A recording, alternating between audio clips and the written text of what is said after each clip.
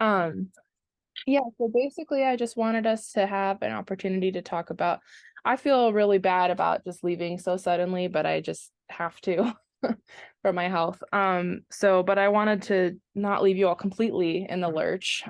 So I had some ideas for some things that, I was thinking about us talking about at our retreat and things like that. I think it would be really wonderful for SJMC to still hold a retreat. And I have some ideas for that, and hopefully have made it easy to pass off to someone, if that's something you all decide you still want to do. So yeah, that's the main thing, is just to share some ideas, and I would also love to hear just your reflections on the past year, things you thought went well, things that I can learn from, things like that. And yeah, and just give us an opportunity to gather. I'm glad there's a couple of us in person. It's always a nice experience to have folks in person. Yeah, truly. Yeah, so I thought we could just do a quick little icebreaker, go around, or I guess actually I'll do a little reading for our chalice. Yeah. So you're not safe around flames, so go ahead.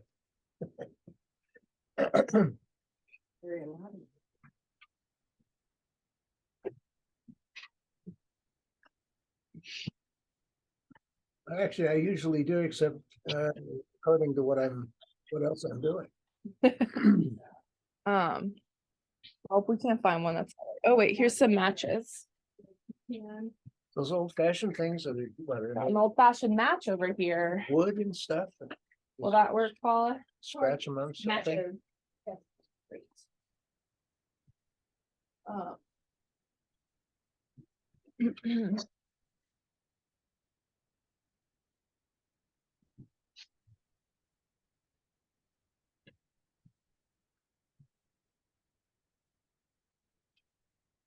All right, I just put them right next to the candle there. Yeah, so I, as you all know, am obsessed with Adrienne Marie Brown. You all are probably sick of hearing that name by now. We love Adrienne Marie Brown. Oh, good. I'm glad. So I just like this quote by them. They say, liberated relationships are one of the ways we actually create abundant justice. The understanding that there is enough attention, care, resource, and connection for all of us to access belonging, to be in our dignity, and to be safe in community. Yeah. Go ahead and light this chalice over here. You found matches. I did. Oh, no, you're good. I like having the actual, flicking time. Okay.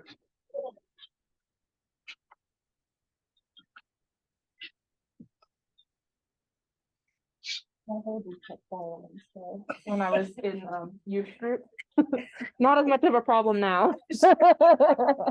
Really? I never even left. Hey, I don't know. You might have more hair than me with the beard now. Okay, all right, you win.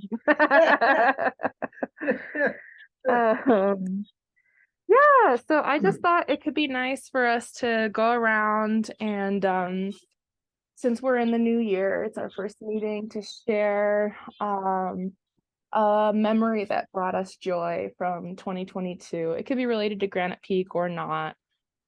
I know it's a big question. There's a lot of memories in a year.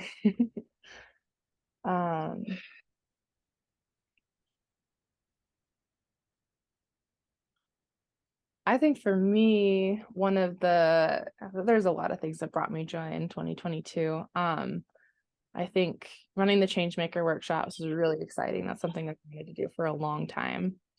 And then the other thing, it was really exciting to be in the city council meeting with the Protect campaign and all of the UUs filling the stands, UUs and others, but we had a big showing. That felt like a powerful moment. It was very cool. Yeah.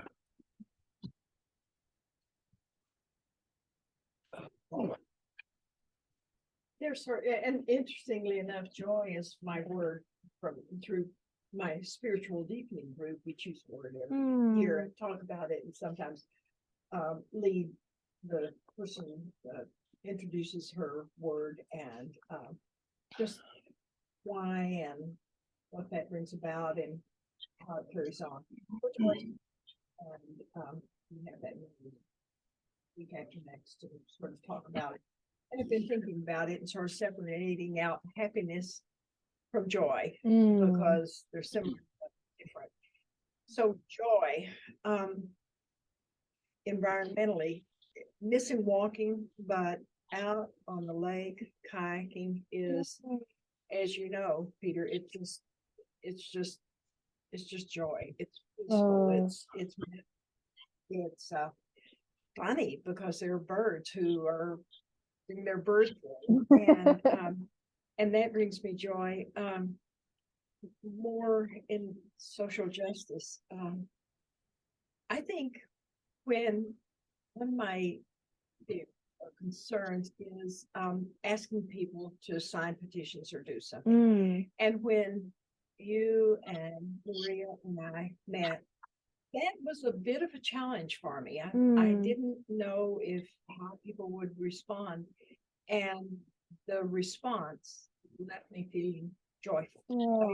It was just no one, even though who didn't sign, almost everybody did, but said thank you very much. No, we're not in vouchers. But I just left with this, my heart expanded. And then family, there are so many joys. A new great grandson that I haven't seen yet, and so those kind of things that bring joy, and with little sort of point joy, because I haven't seen him yet, and he won't grow up. I won't grow up. He won't grow up. So I will see him very frequently. He was in Chicago with his parents, and then the last thing, and again, it's a thing. The food pantry. And there's a story associated that happened this morning that brought me joy and all sorts of things, from a young woman I love here who is going to have an MRI with an oncologist. She shows very positive signs of breast cancer. But today's her birthday, and I brought her a birthday cake and some gift cards furnished by Patty donations, and she said, "I've never had a birthday cake before." I thought, how do you get through your 20s? And I'm not sure what her age, but she was going to take the kids shopping for coats and a toy, because she said this year she told the kids that Santa had COVID and couldn't come, so she didn't have anything. I'm pretty clever. She also heard me say that she has been accepted to ASU and to do her education, depending on what else is going on for her, so she can give her kids a better life than she's had. Oh my God! I'm That gonna brings me cry. joy, and we stood out here and cried. So beautiful, beautiful, beautiful woman. Gives me such joy just knowing her. And I think it's beautiful that the type of joy that you bring to the world is, bringing a birthday cake. That's so Paula. I love that too. Yeah. Oh, thank you for sharing that. Yeah. Paula, you're a hard actor. Oh, jeez. And I have to ask, are you done? You're welcome to say more if you want to. Were you finished? I am, and really even that, because I'm trying to be respectful of her privacy as much as she wants. She seems very open, but just really respectful. And so I want to share her story, and yet And yet, you know, she has as much privacy as she needs, so. But thanks, that's it. Thank you. Hear me.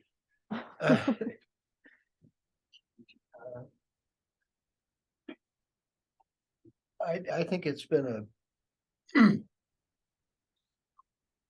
I'll just use the word that went here, powerful year.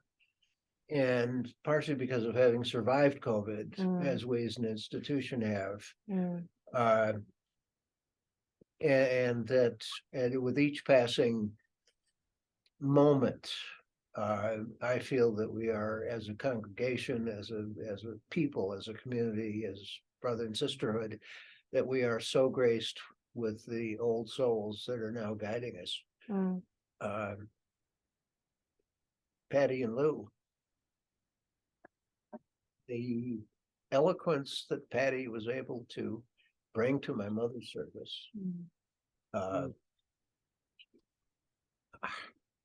you know, this is life experience that I never expected in any kind of way. And I'm learning to like myself more as time passes, and I keep attending meetings to recover and so forth. And discovering joy. Thank you for that, Paula. I forget about that, but I did say, I don't know if you're at Sunday service, but what I want to leave behind is disliking myself. That you know, I've had an interesting course through life, and I've had a lot of real highs, and including 3 wonderful sons. So and now 6 grandkids. So I'm extremely blessed. I can't believe how lucky I am to have had the experiences I have. So, but again, Granite Peak is right at the center of so much of this. And curiously, my meeting's across the street too. So, you know, oh darn, I have to spend another hour and a half in Granite Peak. So that's it. And Ardell, I don't know. I don't know you very well, if at all. And I'm sorry I won't recognize you because I don't see you well, but have you join us, and you're welcome to ask me anything about my history and story if you'd like to. I don't believe in being a very private person for myself. So and I'll say, Peter, we like you. Speaking at least for myself, we're big fans of you. So I'm glad that you're learning to like you too. It's a thank you. Big journey we all go on to some extent. Thank you. And I won't be back until March. Oh yeah, that's right.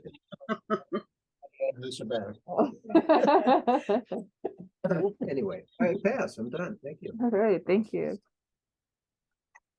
Joy.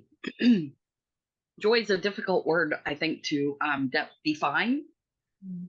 But I think that the joy that I have felt so far, at least in the last couple of months, in October, we went to, my husband and I went to St. Lucia. And we stayed with and visited all of our friends that we did Peace Corps with. Oh, cool. That we worked with, you know, the people that we actually worked, I guess, for or actually with more than anything else. And it was the most miraculous trip that I've ever had. Oh. We were stationed there, if you want to call it station. It's hard to say that because it's not really military, but anyway, we were there 2004 to 2006. We've been back many times since then, but it had been quite a few years. Probably 2016, I think, was the last time we were there. The people I find that we really got to know that are more like family than most of my own family, really. The kids that we taught, I get calls, texts, emails from them more frequently and more timely than I do from my own kids when it comes to birthdays, Christmas, Happy New Year's, happy this, happy that, than ever. So while we were down there, we just spent a week and a half walking from place to place to place to place, talking with the people that anybody who would talk to us. And you have no idea how many people came up to us and thanked us. They're now adults. Oh. For things that we did back then. Small little things. Pat got a bathroom built, and a laundry room and showers built on a place that had no running water. And so people would carry buckets and they would bathe in the sea, and it's still in place, and it hasn't been, as they call it, mashed up. And the people still love it and appreciate it. One of the smaller things that we did have really come to light as being very important to the people there. And we definitely had direct bearing on, or direct influence on, those things. For instance, I taught a Lamaze class. I was actually teaching it. Most of the nurses on the island are midwives. Okay. So I was working in a clinic, and I was working with a midwife, and we decided that we would do a Lamaze class. So I taught the class the first time. The second time, the aide that I worked with taught it, and then she took it on. That was her thing, and she took it on from there. And we were walking down the street, and I had a car pull up beside me and stop, and this lady said, "I have to thank you so much for everything you did for me when you were here." And she went on and on and on, and she said, "You taught me Lamaze with my first son." Wow. And I said, "Really? How old is your son?" "He's 17.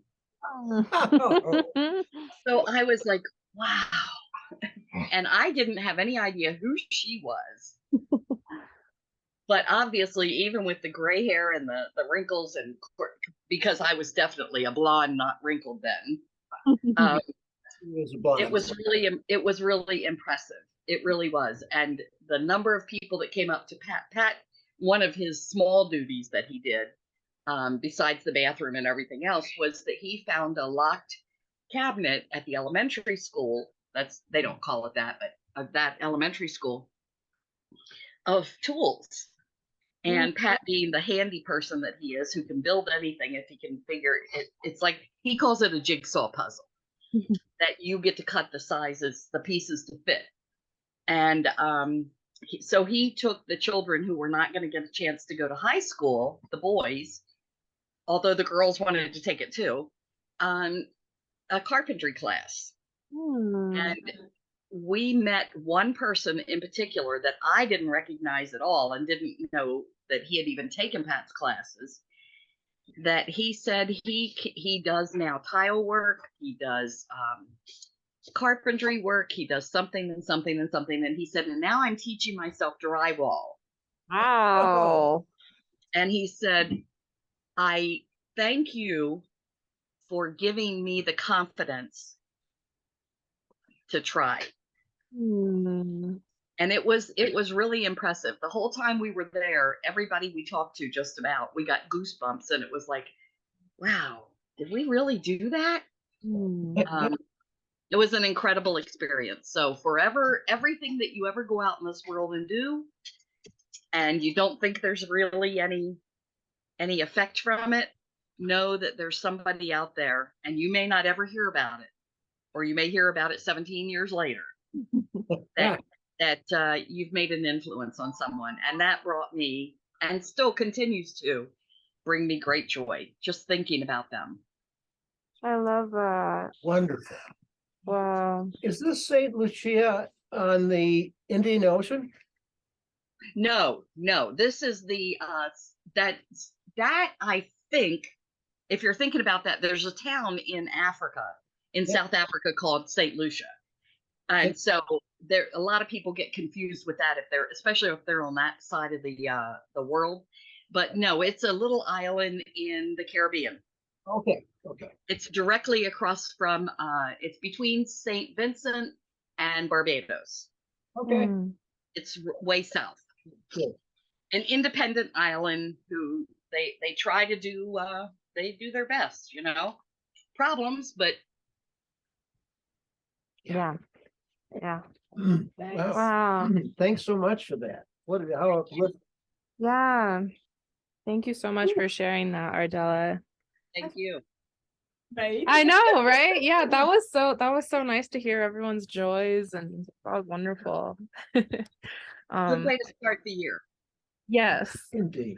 I agree. I think it's always important to make time for gratitude. Yes. Isn't that what drives us? Yes, it is. It's true. Why would we continue to do the things we do unless we at some point got some kind of, I don't know, what's it called? Reaction from people that it was appreciated. Yes, yeah. Yeah, I appreciate you saying that about, you may not know, but people are, paying attention, and you have more impact than you realize. I think Right. Okay, so I am gonna go ahead and jump right in. I'm looking at our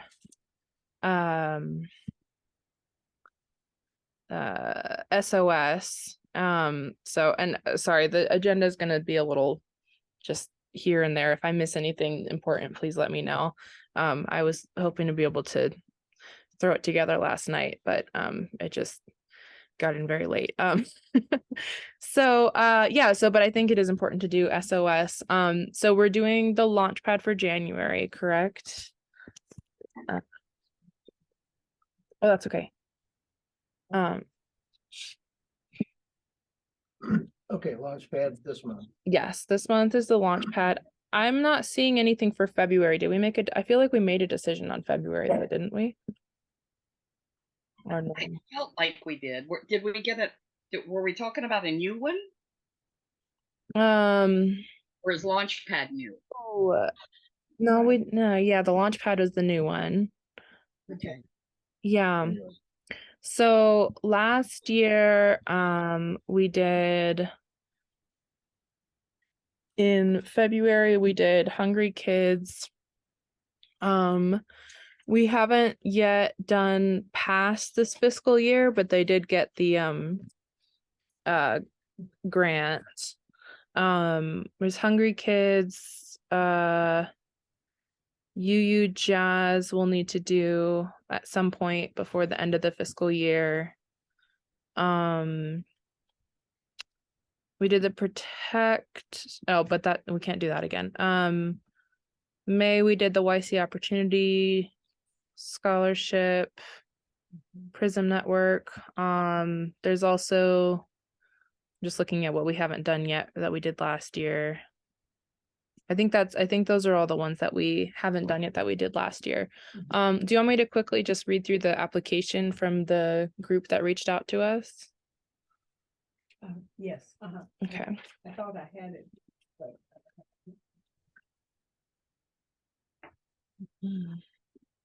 I personally would put in for Hungry Kids. Hungry Kids. Again, I don't mind redoing, especially something as important as that. Okay. And Paul, are you taking notes on this meeting, or do you need me to? Yes. Okay, amazing. Thank you. Okay, so the application that we just received is for Step Up for Kids. And let me just make sure they're a 501c3 before we go any further. Step Up for Kids is a 501c3. Wait, hold on.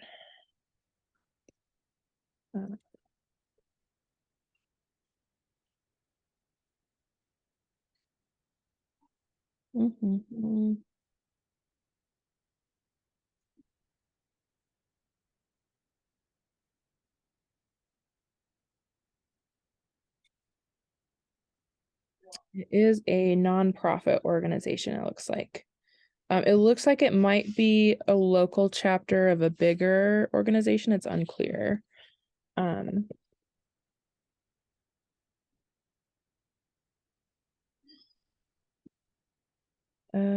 Oh wait, here we go. Here's our website. Step Up for Kids. We are a nonprofit organization established in 2008 that works to connect and support parents in the Prescott area. Founded by mothers, Step Up for Kids began fund and awareness raising by implementing a simple idea with a few Prescott businesses.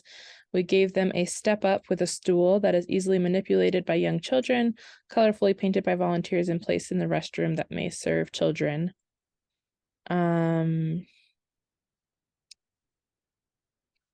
Looks like there's some other things going on. So the application, the point of contact is Sally Maxwell. She's the founding director. The Granite Peak sponsor is Robert Shagog.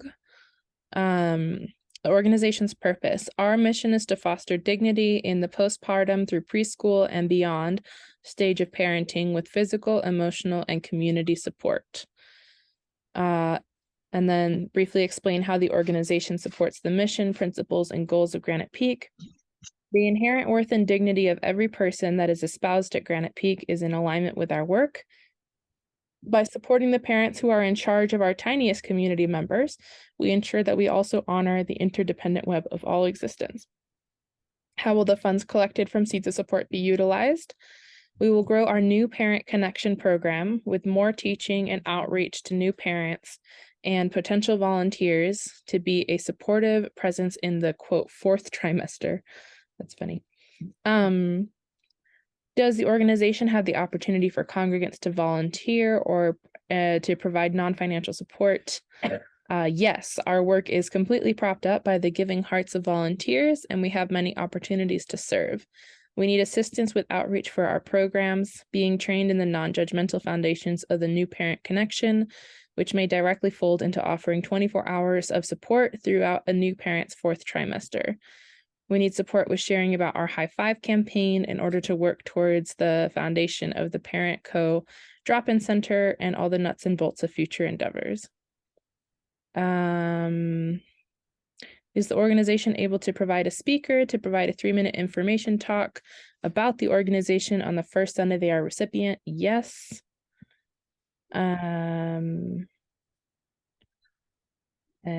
Yeah, so that's the application. I'll read a little bit about their parents, the parent company. Step Up for Kids is embarking on a project to help strengthen families in our community.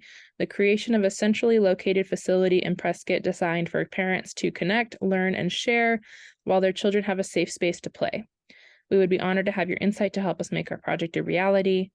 Through this drop-in center, parents will have access to community resources, information, and education, including a resource information kiosk, parenting workshops, and family activities. In order to generate revenue to sustain the center, as well as make it a more attractive place to meet, we intend to create a cafe area, which baked goods and other refreshments are for sale. We are in the beginning stages of this project. In addition to donating to seed this project, please stay tuned for specific asks as time goes on. We envision much multi-generational collaborative potential. Yeah. And then there's also, it seems like they do not. So this would be seed money, but they are a nonprofit organization. So let me interrupt with a kind of a duh question, but I'm a guy. 4th trimester? Oh, I think that's like a joke, like after the 3rd trimester, like then you have birth. Yeah, after birth. Sorry. You're like, am I missing something? Yeah. It's a real thing. It's recognized in the medical community as the time postpartum, and maybe up to the 1st year of life. I'm not sure. Oh, okay. That's cool. I did not know that. Thanks, I don't. All right. Yeah, right. And then it looks like they already have a peer-to-peer mom-to-mom program, which exists to support parents as they adapt to their new demanding role. We know the value of a smooth transition into parenthood and believe that children blossom from supported parents. So we have initiated a volunteer-driven model for postpartum care in hopes that many more may benefit from the resulting social and practical support. Yeah, so do we think this is a good group to set up an MOU with and offer Seeds of Support to? I absolutely. Right, Okay. yes. I don't Great. know of any other group doing that specific thing here. I know with Families First, some other groups Yeah. aren't, just because, as Ardell certainly knows, postpartum depression, isolation, Yeah. it is prevalent. Yeah. So many women. So I think any support Yeah. they can have. Yeah. No, I have a friend who had a kid and had severe postpartum, no support from the family. And it was really difficult for her. So I think this is a great group. Yeah. Yeah. Was there a thing that just came out though that said they have to have a 501(c) or whatever it's called? Yeah. Yeah. So, but they are a nonprofit, so we should be okay on that front. It looks like there's a umbrella organization, and this is the local chapter,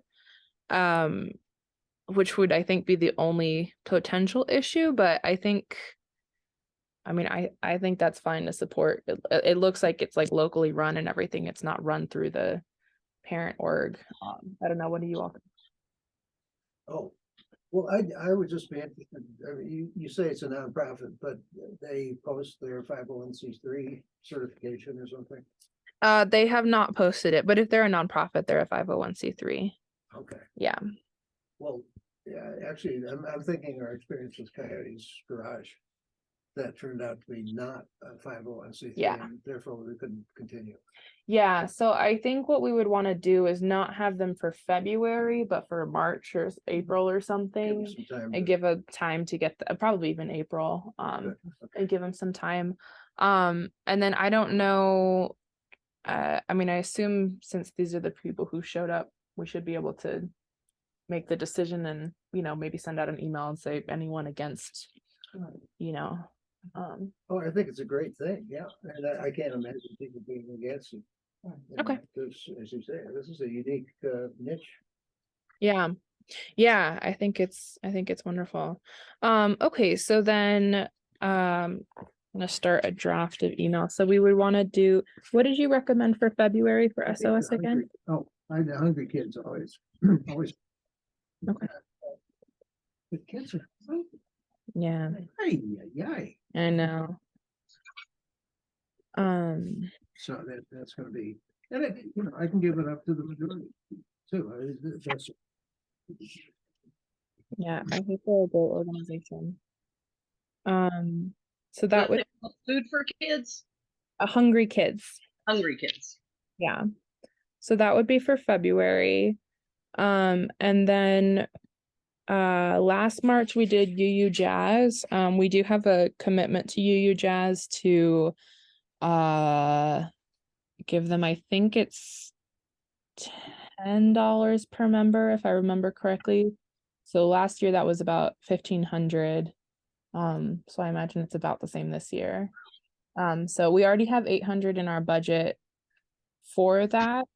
And then with Seeds of Support, if we raise, more than 700, then we don't have to use all the money in the budget for that. What do you all think about doing UU Jazz for March again? I think so. Okay, I'm fine with that. Yeah. great. Out there doing their synergistically, power. I think so. Yeah, I think they do really great work. Expanding. That's right. Yes, I like that. Okay, let me just look through our notes from last month, make sure I'm not missing, just to make sure we get the really important, we have to talk about this stuff done before we get into moving forward.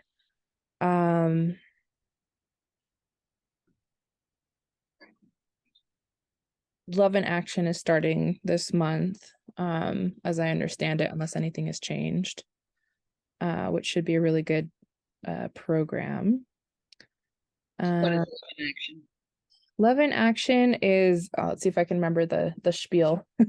It's basically an exploration of our Unitarian principles in a way where we're talking about them in the context of what does it mean to act on our principles, both within our congregation, well, especially within our congregation and our, beloved communities, and then also outside of it. And they're also going to be talking about the Article 2 Commission, which is the one that's discussing the 8th principle, adding the 8th principle to our things like all of that kind of stuff. And the Article 2 Commission does other things too that I forget. But I think I've talked to people who've been through it, and it's a really great program. That is an opportunity to get closer to people in the congregation and really dig into our values and stuff. And what's it called again? Love in Action. In Action. Yeah. And I think all of you were at the Lovejoy event, but since that was last month, that went beautifully. I think that Kelsey Wilkes deserves a huge shout out for that. And I know there were a lot of other people involved. Who else? Were you involved in planning? I had that's right. Yeah. Okay. Any other updates on anything that y'all are involved in or things that we should talk about? I don't know if there's anything from the board that you need to share, Ardella. Not that I know of. Okay. That's it. Okay, great. Okay, then I will jump right into finding the document that I was going to share. Okay. Yeah, so I as I said, I really wish that this wasn't coming so suddenly, but I just need to take a break. So yeah, so I just wanted to first of all, let you all know how much I appreciate you all, and it's been really an honor to get to serve, the Granite Peak congregation. Feels very full circle in some very cool ways. And I know both of you were around when I was, little. So it's cool to be working with you now too. And I'm not going anywhere. I'll still be involved with the congregation. I'll still be in Prescott, still be living in your house. Yeah, but can't leave. Yeah. Have a vulture for It works for me.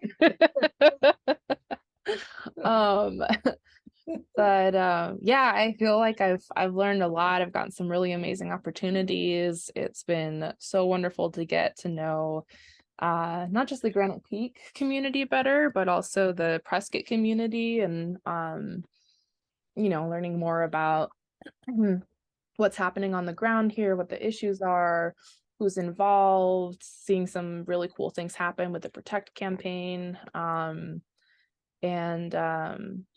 Yeah, so as I think I mentioned to a couple of you, I am going to take a break from formal organizing for probably about 6 months, just to really just be doing like teaching piano and like resting. And recuperating, because I really care about this work and I want to be able to come back to it, so I'm still figuring out what that's going to look like for my health. And mental health is tricky because it's not really something that you go to the doctor and they set your bone and fix. It's sort of a day-by-day thing. So yep. I know people get it. So yeah, so I appreciate you all, and yeah, and I hope that I don't know, I just feel weird about leaving like this, but I'm not really leaving, so I'm hoping that that's the important point is that you're not leaving. Yeah, and we'd have to bolt your parents to the floor too. It's true. That is true.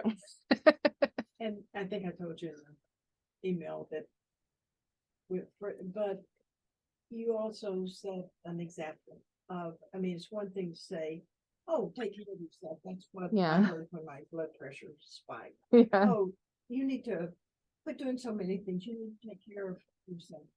But do that. Yeah. Because the almost compulsion or need is right? to do. Yeah. The Spirit says, do, you gotta do. But, yeah. So take care of when yourself. The Spirit says rest, you gotta rest. That's it. Yeah. There's this really great quote that that's a great song. We should sing that more often. When the spirit says rest. Especially when Peter's dance. Yeah, exactly. When the spirit says rest, you gotta rest. Oh Lord. Gotta rest when the spirit says rest. I love it. Maybe we'll finish with a song today. That would be nice, actually. I'll let you ponder what song to finish with while we okay, so my friend sent me this quote from a book that they're reading that I feel like feels related to what you're saying, Paula.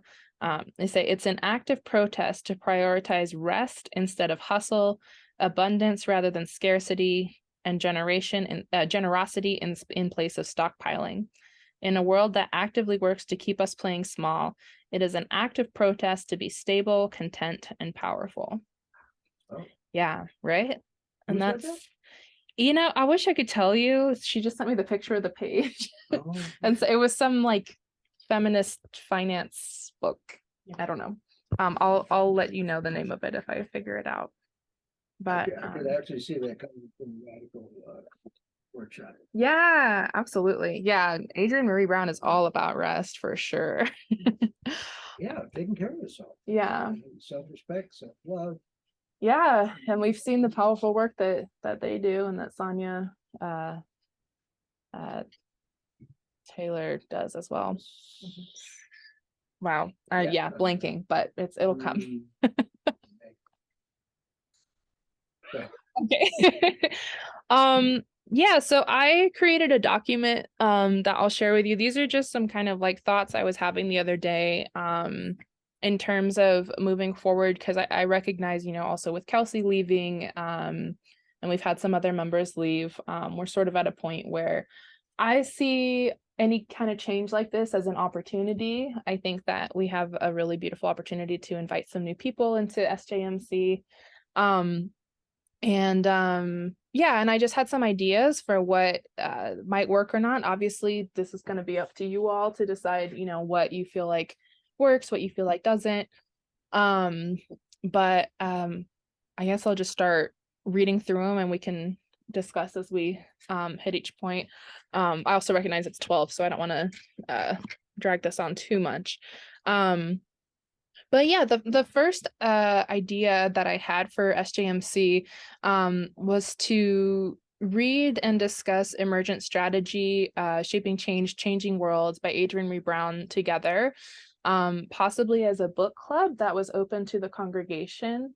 I think that this book is really world-changing and it provides a new, I don't know if it's necessarily new, but a different framework than what we're used to in terms of how social movement happens, that I think would work really well for our congregation. A lot of it is based on the idea that you have the most influence around on the people around you, and beloved communities and things like that. And I feel like this book made me hopeful about creating change in a way that I hadn't experienced in a long time. So if you all were interested in doing that as a book club, potentially that's something I could, be a part of the book club with you all. And I think if it was congregation wide, that could also possibly be a good way to bring in some new SJMC members, sort of a SJMC presents type thing. And then, and I found the most effective way to bring in members is just to reach out to people individually. Yeah. So I think that Ainsley is interested in joining. Mel is interested in joining. I don't know if you all have met Mel yet. They're a new member of the congregation. But they're both wonderful people, very dedicated to social justice. So I think it would be, I'll send you all their phone numbers so that, you can stay in touch with them and reach out to them. And then for leadership, did you all want to talk, any thoughts on Emergent Strategy as a book club or anything like that? What was the name of the book again? Emergent Strategy, Shaping Change, Changing Worlds. I'll put it in the chat also. Is that available just through maybe. Yeah, it's a fairly popular book. I think I ordered my copy. I think I got it through Peregrine. I could be wrong, but yeah, but they definitely sell it there. Or you can at least order it online, you know. Yeah, I think, and it's also done through AK Press, and sometimes AK Press has like deals on like the PDF versions of books. So for people who can't afford the book or whatever like that, and that's also something you might consider if you do decide to run this book club, is letting people know if they can't afford it that you'll buy the book for them, because again, we do still have money in our budget for that. Yeah. I'd suggest Yeah. suggest a second book, Yeah. so that you can move forward from emergent strategies to The Persuaders. Oh. And it's something that I think came, Eddie talked about it, but Joe has been listening to the podcast of the author. It's podcaster, it's something that's interactive, maybe. And boy, talk about profundity. This is a person who curiously also uses the term get proximate, go deep. Paula, you talked about the discomfort of encountering people one-to-one, but what he's talking about, and it's a wonderful book, it is changing people, finding what it is. And they actually have the format. They send people out who are uncomfortable with doing what you just said. And they have a script and some parts for, definite parts for ad lib and fill in experience kind of thing. And again, we listened to it, and I almost didn't want to stop. We'll take an hour and a half, and all of a sudden 2 hours has elapsed, and I still don't want to stop. I mean, it's that good. Wow, that's great. Tell me the title again. I didn't. The Persuaders. The Persuaders. Oh. Yeah, and the author his first name is Arnand, Arnand, and his last name is something like Garabidadis. He is from India. And I'm fairly certain I'm actually not pronouncing his name right, because it's quite long. Did you say it's noon? It is noon, yes. Wow. Yeah. I've got Tracy gonna work with us, and she's gonna take me off on an air. Okay. Anything else we need to formally decide on? No, I'm just gonna go through the other recommendations I had. Do you want me to text Tracy and or were you gonna meet with her at I'm just noon? gonna. Okay. Yeah. Okay, great. Thank you. That's a wonderful suggestion. Okay. And then for leadership, yeah, there are a couple of, are you able to stay for like 10-15 more minutes just for me to read through this, or do you need to get going? It's okay if you need to go. Tracy knows where to find me. Okay. Go ahead. Okay. Yeah. So for leadership, so I think an issue that SJMC has had even before I got here is people don't want to be the head of SJMC, because it is, understandably, it feels like a big role. So I think that something that might be really good for the group is to work on flattening it and just sharing leadership, because I think it's a role that would be very possible to do on a rotational basis. You just, at the beginning of the year, you say, okay, who wants to sign up for January, February, March, etc. And that person is just in charge of agenda and running the meeting. Yeah, and then I think if people take turns doing that, then it's harder for people to get burnt out in the role. I think that I think my sense is that Kelsey felt a little bit burnt out in the role, and I know that Suki before her did as well.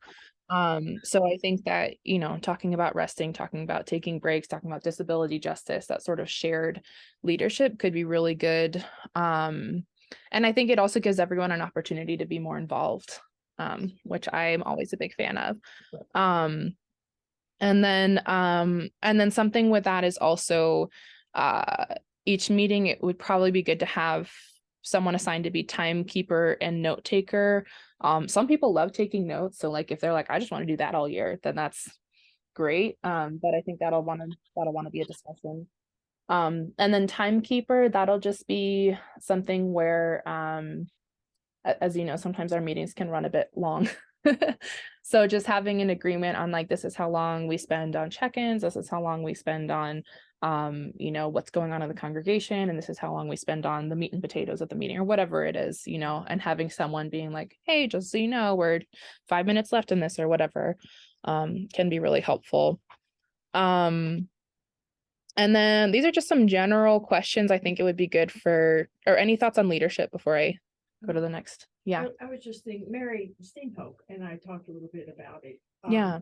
And about needing new members, and she said, just as you did, it needs to be a face-to-face, Yeah. an invitation, as Kelsey did with me. Yeah. And I lost my thought. I wonder if each of the council members would submit a name or two that they have to think about, or if they think would be, That's a great idea. in the next, someone who would be involved, invested, and Yeah. Yeah.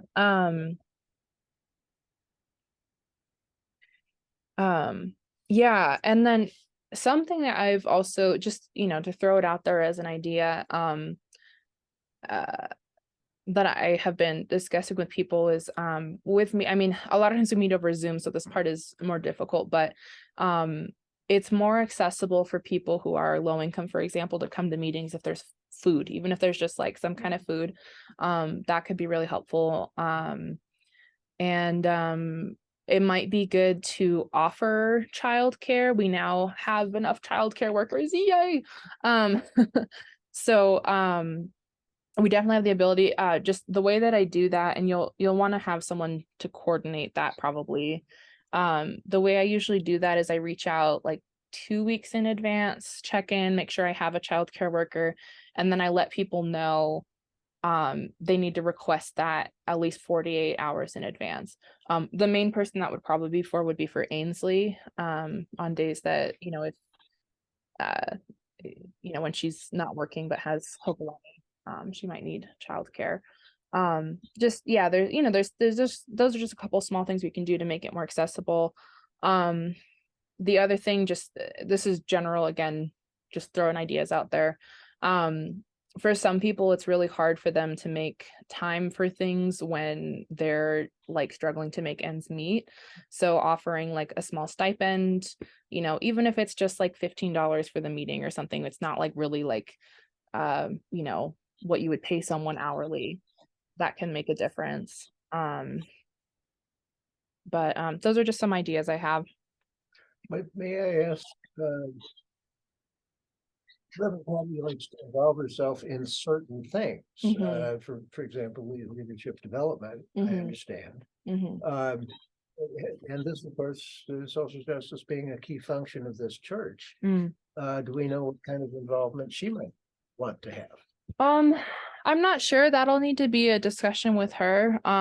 We had changed the meeting time to make it easier for her, but I know she has a busy schedule, so that would just be a discussion with her to figure out what kind of involvement she wants to have. But I do think it would be really wonderful for SJMC to, like, I think it'd be really beautiful if we could like sort of merge our social justice and faith development and those kinds of things a lot more. We've been talking about doing that. But I think that there's probably room if, SJMC has an idea for like, we want to do a social justice service on this topic. That could be really good, or different things like that. Yeah, but yeah, I think that'll just need to be a discussion with her as to what she has capacity for and is interested in. Okay.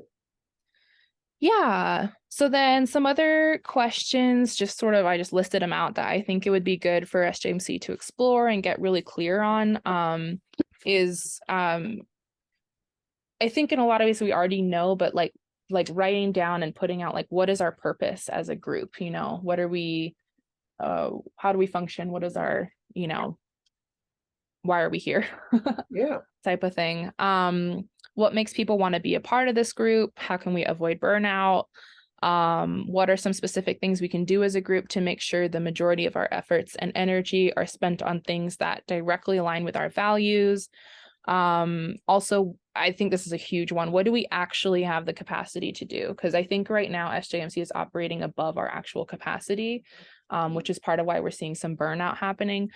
So I think that if and when you all do a retreat, a really big question is going to be, what do we want to really focus in on, and what events, tasks, activities, etc. can we let go of? Which is always a hard question, but I think that it's gonna the more you can boil it down to like what is the core of what we're doing, the more like powerful that we can really be, I think. Yeah, retreat sounds like a good place to establish that. Yes. On that note, here we are. All right. See you, Peter. I'll send you the recording if you want to listen to the last few minutes.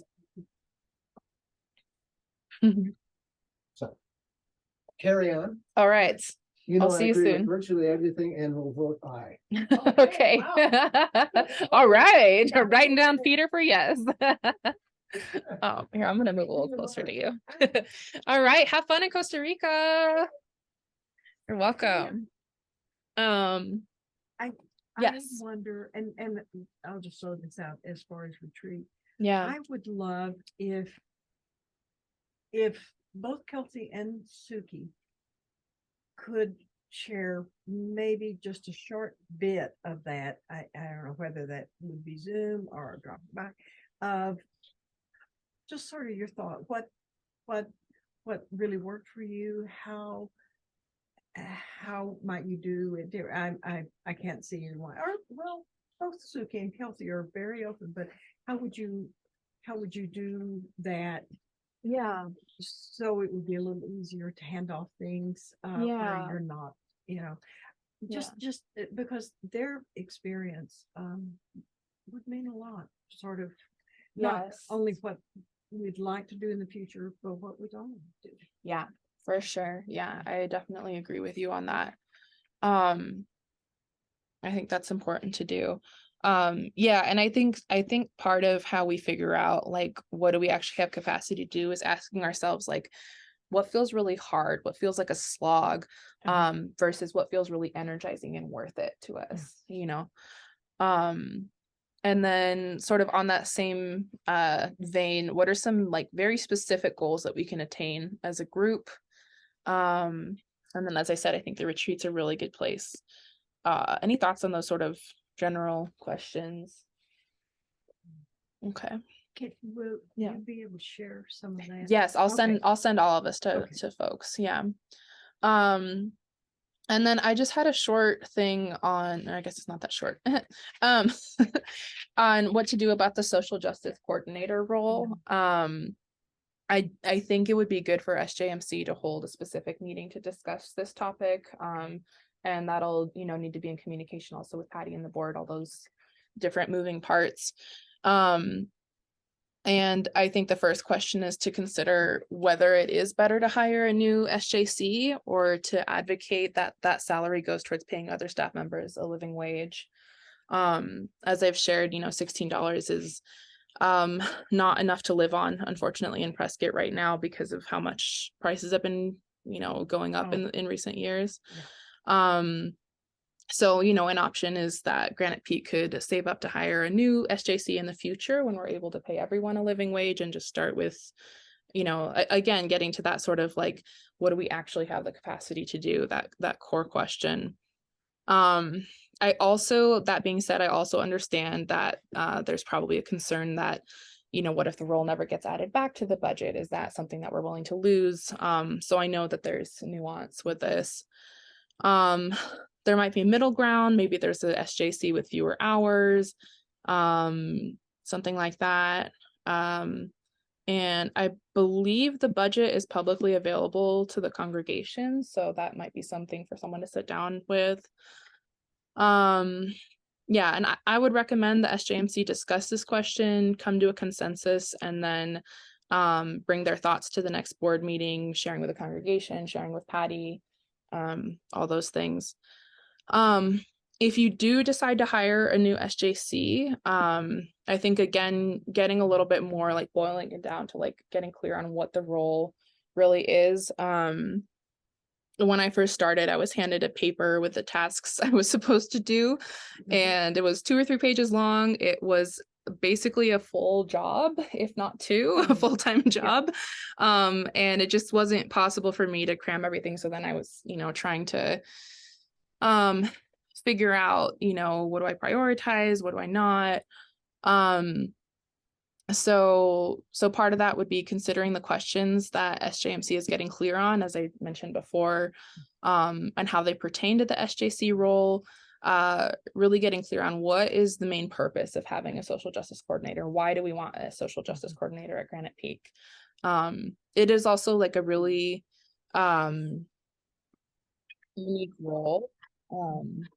There's also, the other thing with SJC, there's potentially opportunities to pair with other congregations in the state, and have someone, who works full time but serves 3 congregations, for example, or something like that.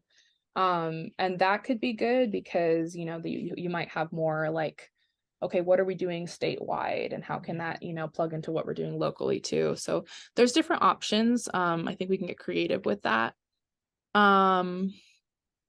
And then, yeah, when thinking about what the main purpose is, I would recommend starting by focusing on the more general values and purpose rather than the specific tasks. I think that's one of the big things I feel like I've sort of learned in this role is just through doing workshops and conversations and things.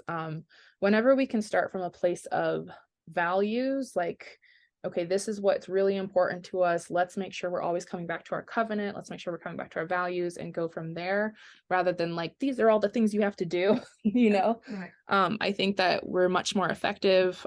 People have more buy-in, things like that. And then when thinking about specific tasks, really adding up like what it would take on average each week. And like imagine how long it would take and then double it. That's probably accurate. And then again, if you hire a new SJC, definitely hold an orientation/training. I feel like I was very confused about how everything worked here and wasted a lot of time trying to get my bearings. I wasn't wasting time. I was also, getting to know the community and things like that. I would also be more than happy to meet with the new SJC for sure. Yeah. Yeah, I'm definitely happy to make myself a resource for that. Yeah, and then I think also just making it a collaborative process. Like, what is SJMC hoping for? What's the congregation, the board, Patty hoping for? And also, what is the SJC really passionate about? And sitting down together to create a consensus and a really clear, like, okay, here are the projects that you're going to be working on to start with, in a way that feels collaborative, I think will be really good. For a 15-hour work week, I have found that anything more than like 2 or 3 projects at the time at the most is a stretch. Just, if that's helpful.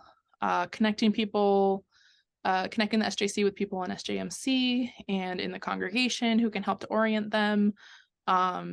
Ideally, it would be amazing to connect them with someone in the congregation or SJMC who can mentor them a little bit. I think the mentors I was able to find here have been like really amazing. So yeah, those are all my thoughts on the social justice coordinator position. I know that was like a page and a half of stuff. Any thoughts or responses on that? And Ardella, you're welcome to chime in as well if you want. And I appreciate that. And again, but very, very thoughtful. And as we both know, and maybe more so in sort of social work or social justice work, and maybe that's true of many things. You're just sort of thrown in and you Mm. figure it out. Some of that are not only the projects. I would hope that the council would be considering or would want, but I think some of the unique things that you would like, that the Yeah. coordinator would like to bring in, Yeah. such as change maker Yeah. workshops and some of the things, because if you're not able to bring your own flavor or your own passions also into it, then it's I'm sorry to say, but it's more just taskmaster and more some of it is more just administrative. Not that there's anything wrong at all, but more do this and make sure that gets out and whatever, rather than that creative sort of thing. Yeah, and I think part of answering that question will also be like figuring out what's the role of SJMC and what's the role of the social justice coordinator. And I think part of some of the struggles, I guess, that I had with the role was just I think because SJMC salud I felt like sometimes we were operating above like what we were really capable, not capable, but like, our capacity.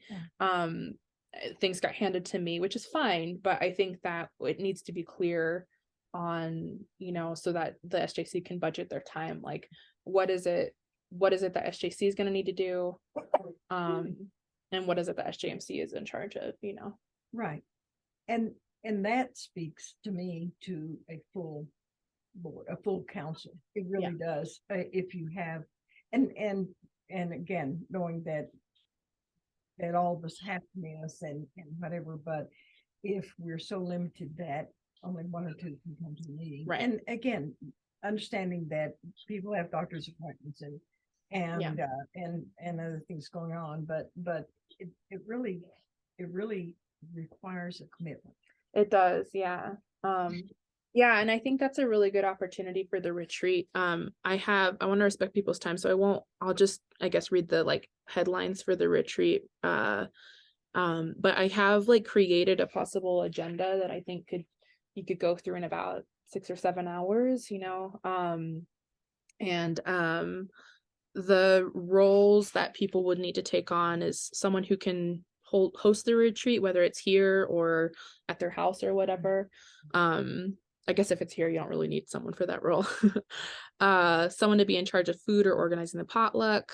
I would say it'd be good to have at least 2 people to go through the agenda and run the actual retreat. And then 1 or 2 people to take notes. That could also be the people running the agenda, switching off. And then 1 to 2 people for cleanup.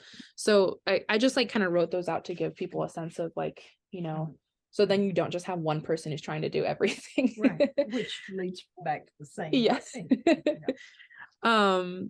Yeah, and I think with the retreat, I mean, it might make sense to put off holding the retreat and do something like the book club first, do more like reaching out and trying to get new folks in, and then go through and like do all this, like, okay, who do we want to be? Like, what's our purpose? What are we boiling down to? I really like the idea of having Suki and Kelsey. And then, just an agenda I proposed was, I think having a solid amount of time to do fun things together, share a meal, that sort of community building part is so important. Writing out our shared values, writing out what we think the general purpose is, creating a covenant. Do we have a covenant as SJMC? I don't think we do. Do we? I don't think we are supposed to. Yeah. I mean, any of the groups, councils, or committees are supposed to. Yeah. I haven't seen it. Yeah. Well, it could be a really good opportunity to write a covenant together, that can be read at the beginning of each meeting. Coming up with 1 to 2 focuses for the new year. I think really if you can get it down to 1, that's ideal. And then same thing, writing out 1 to 2 like tangible goals for the year that are specific, attainable, in line with the focuses, in line with the values and purposes. Potentially you could also write out, 1 or 2 things you want to learn more about in the new year, like It could be like, we want to get through emergent strategy this year, or we want to learn more about climate change, or we want to learn more about like intersectional issues, whatever. I think part of this should also be writing out, and this might be good to do ahead of time, writing out everything that SJMC and the social justice coordinator does right now on a monthly and annual basis, and really breaking it down to each of those tasks, anything that takes time.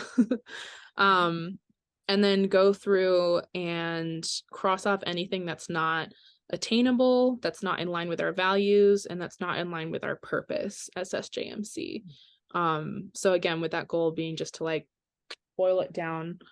And then it's possible you won't have time to get through all of this, but it could be good to just kind of be like, okay, how do we want our meetings to be run? Because currently we spend a lot of time just doing updates on each of the different groups in the congregation. And if that's what we want the focus to be, that's fine. But I think it's an opportunity for us to like be like, okay, given what we've decided our purpose and our values are, what's the best use of our time on a monthly basis? Again, deciding how leadership will work. And then at the end, I would have whoever's taking notes or whoever's running it to create a shared document for 2023 that's like easily accessible, attainable, maybe printed out somewhere, that has the shared values, the shared purposes, the covenant, a list of what SJMC is actually in charge of moving forward, because that will also help when people are like, oh, can SJMC do this? Being like, actually, no. My new favorite word. And then our covenant, and then focuses, goals, and learning objectives specifically for 2023. I would review at least the covenant and the goals at the beginning of each meeting, and then update this document the next year with the sort of same type of retreat. So yeah, that's like a very quick rundown of just some ideas that I just sat down and typed out for SJMC.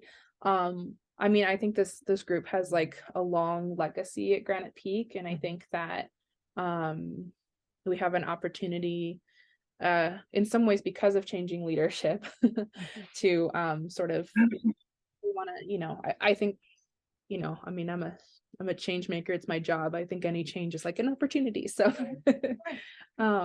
yeah. Any ideas, thoughts?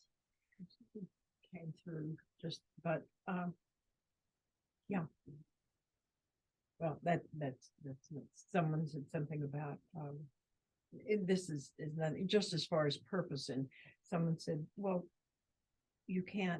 someone can't be in charge of the pantry, for example, just one small example, unless they're a council member. It's like, oh really? I didn't know that, you know. So there are other things that can be going on that we don't, this is my thought, that we don't have to be running ourselves. Setting up a schedule for a food pantry for the volunteers. But again, that's just my thought. I think Dale had said that her understanding, that makes sense. Anyway, that's just aside. It's like, so what are we doing, and who, and who's in charge of what, and does that need to fall, I can see, under the purview of social justice, but isn't that something, as you're saying, sort of what are we doing, and what is, and what is the coordinator responsible for?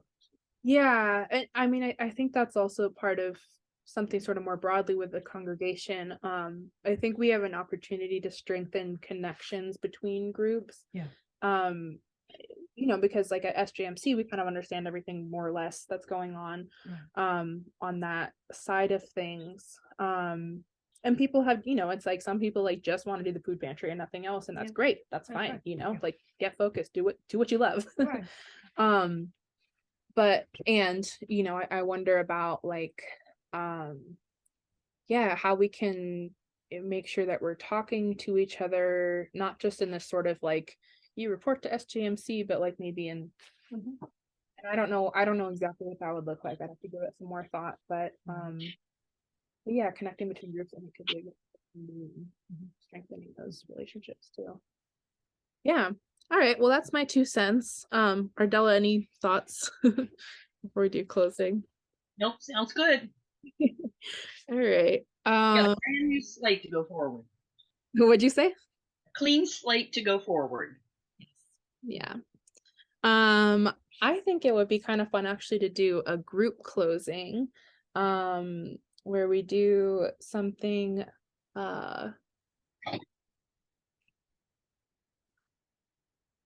like I guess it would be like offering a gratitude to share with the group.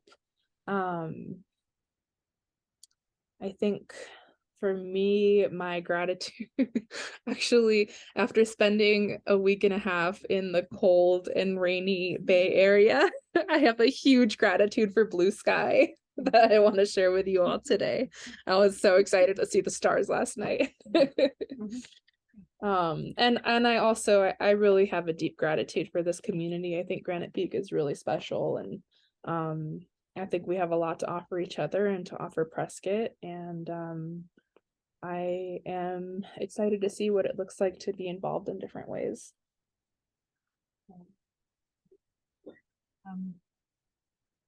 I have gratitude right now. The first is for you, Alma. Oh. You know, you just have a special place in my heart. Not just for what you do, but who you are. Oh, thank very, you. Very special. And the other is, I sometimes back into things.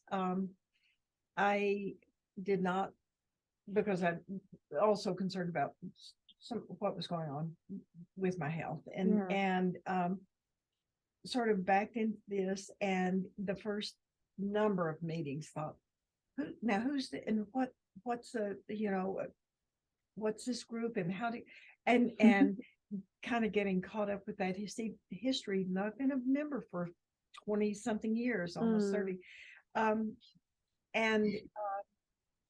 And then coming to appreciate, and I love the idea of the shared leadership, because even if you take minutes, you're listening to different than when you're just saying, oh yeah, so each time that just participating makes you more keenly aware, not just aware, because so I'm grateful for that, because one of the things we've talked about in the workshop in later years is when people get old,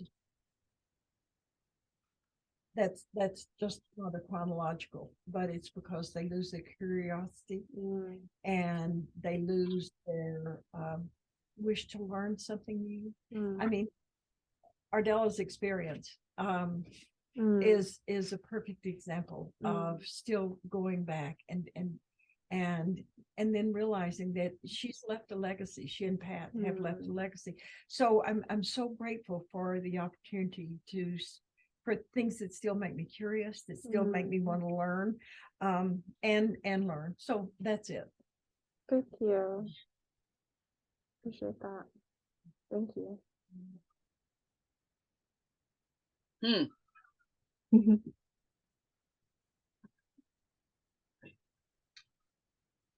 I don't even know how I feel.